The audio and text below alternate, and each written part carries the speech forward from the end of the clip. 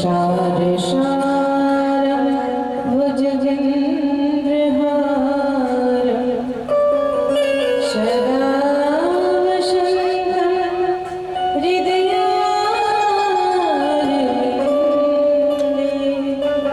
भवं भवामि सहितं नमामि।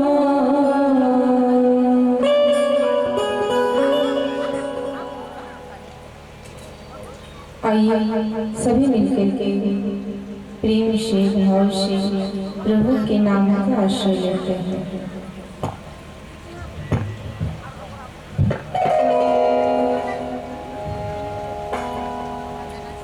रघुपति राघव राजा राम पतित पावन सीताराम। रघुपति राघव राजा पतित पावन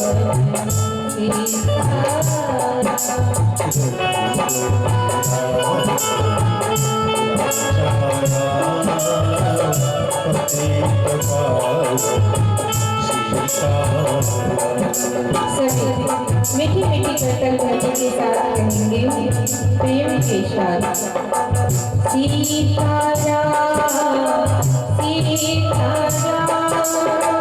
भजन प्यारे सीताराम सीताराम भजन प्यारे सीताराम सीताराम सीताराम भजन प्यारे सीताराम सीताराम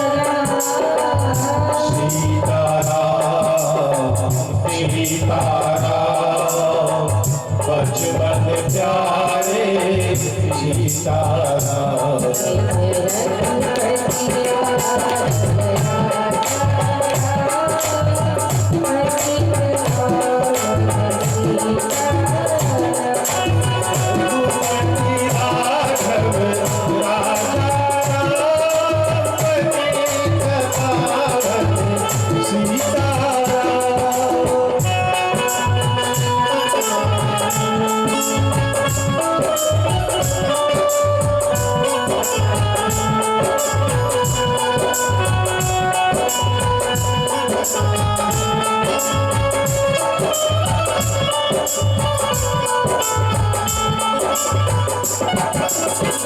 गंगा तुलसी कालिया सुंदर विग्रह मेघश्याम। गंगा तुलसी सालिग्राम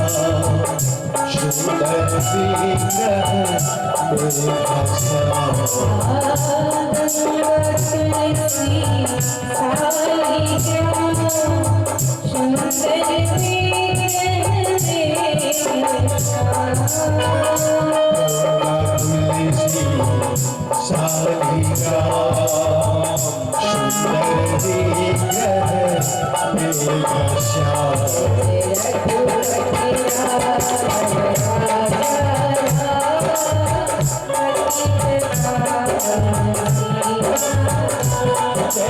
रघुपति राघव राजा राम पतित पावन सीताराम।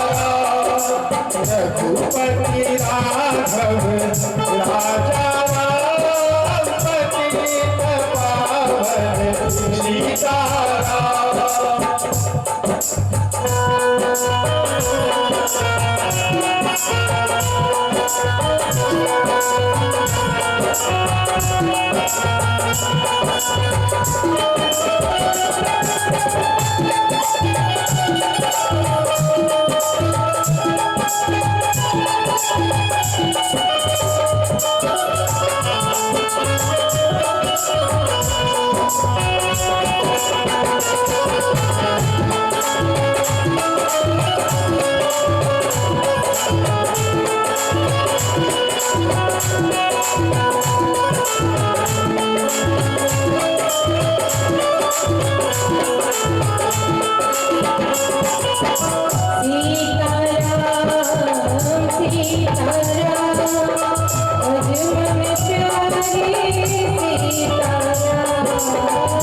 सीताराम सीताराम भज प्यारे सीताराम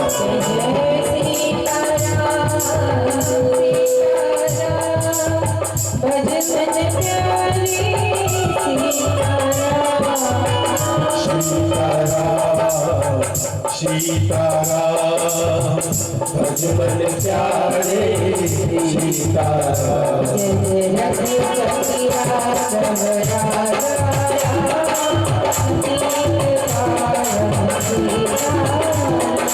रघुपति राघव राजा राम पतित पावन सीताराम रघुपति राघव राजा राम पतित पावन सीताराम रघुपति राघव राजा राम पतित पावन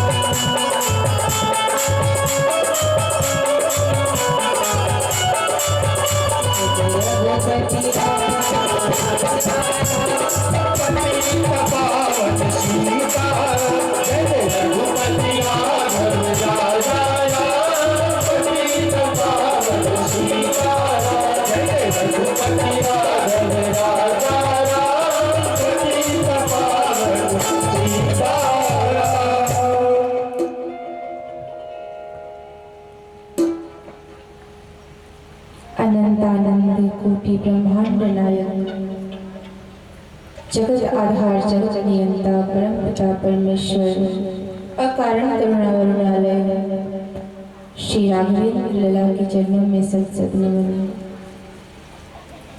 भगवान श्री राम की अनन्य कथा प्रेमी श्री बाबा भोलेनाथ के चरणों में सत नमन। हनुमंत लला के चरणों में सत नमन। शत्रुदेव भगवान के चरणों में सत नमन। मैया लक्ष्मी प्रभु श्री नारायण के चरणों में सत नमन। हमारे मंच में उपस्थित यजमान शपथनी को भी सत नमन।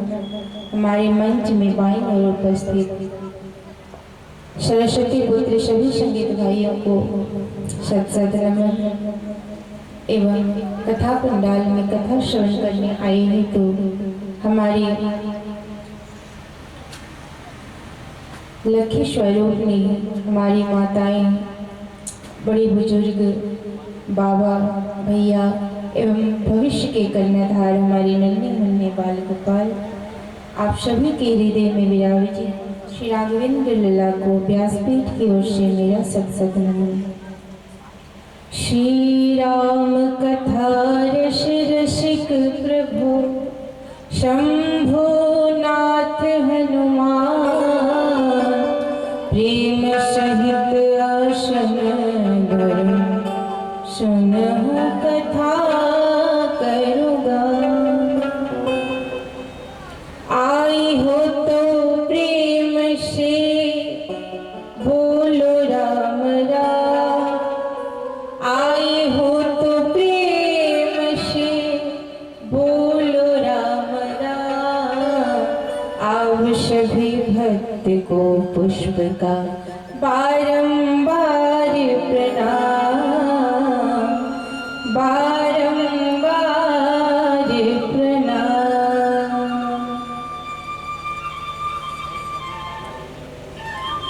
आज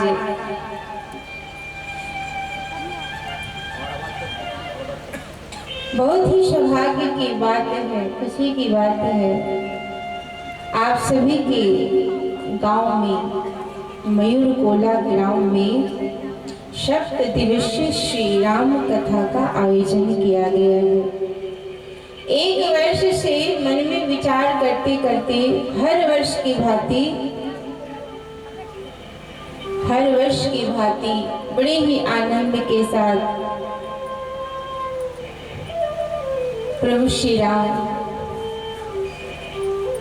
कि जो अमृतमयी कथा है श्री रामचरितमानस, ये आप सबों के बीच में आ चुकी है। अवसर प्राप्त हो चुका है, बस असर होना बाकी है। इतनी मेहनत के बाद आप सबों के प्रयास से, सभी ग्रामवासियों के प्रयास से, सभी कमेटी के कार्यकर्ताओं के प्रयास से आज वो शुभ दिन आ चुका है।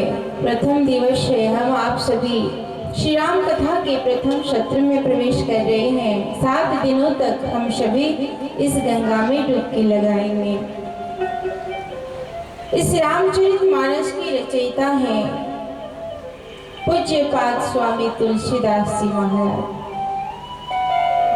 जिन्होंने इतनी सुंदर रचना की। राम जी के बारे में जितने भी ग्रंथ लिखे गए, सबका नाम रामायण पड़ा। राम धन अयन अर्थात रामायण।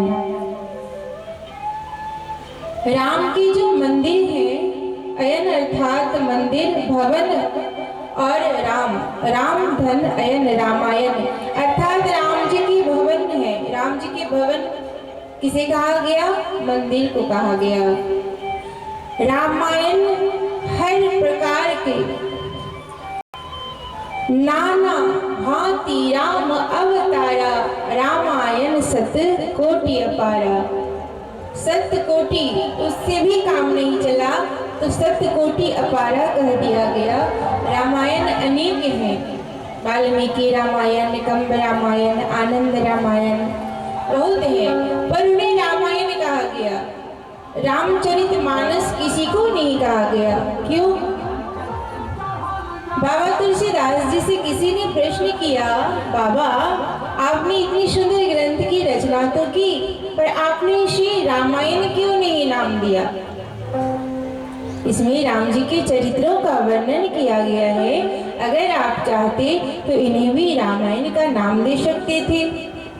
बाबा ने बड़ा सुंदर उत्तर दिया।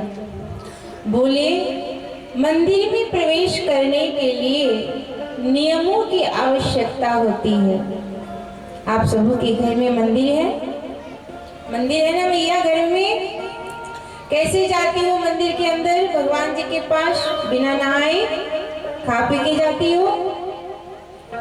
बाबा ने कहा रामायण अर्थात राम जी का मंदिर, और राम जी के मंदिर में जाने के लिए स्नान करने की आवश्यकता पड़ती है, शुद्ध रहना पड़ता है।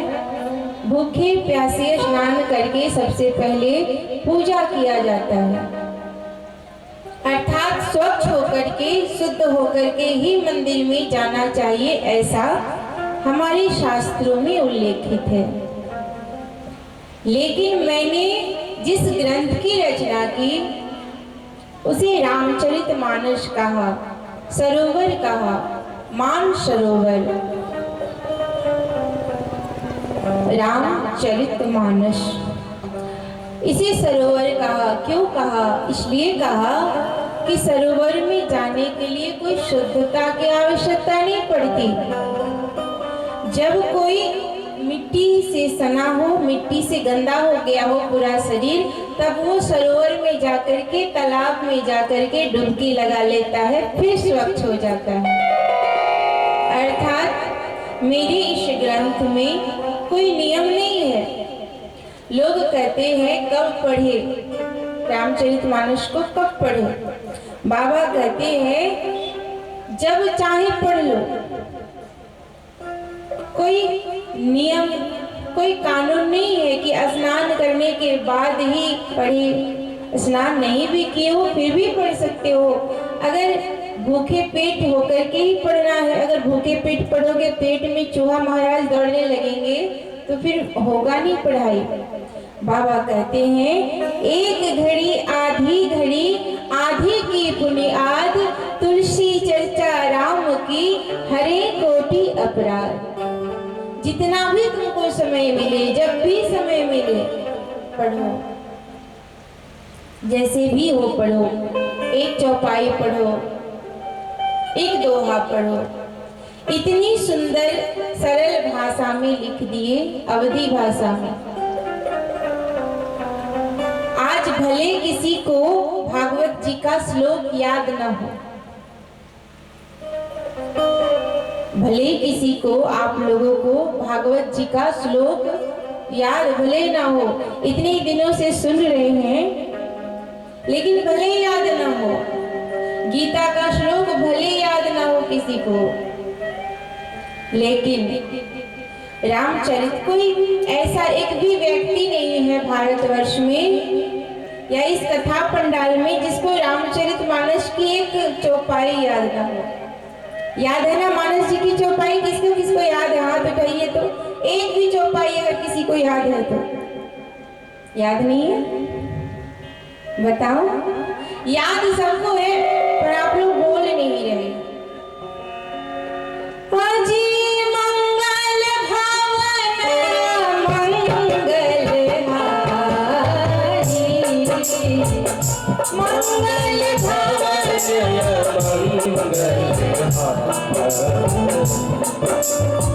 जगहु दशरथ अजिर बिहारी,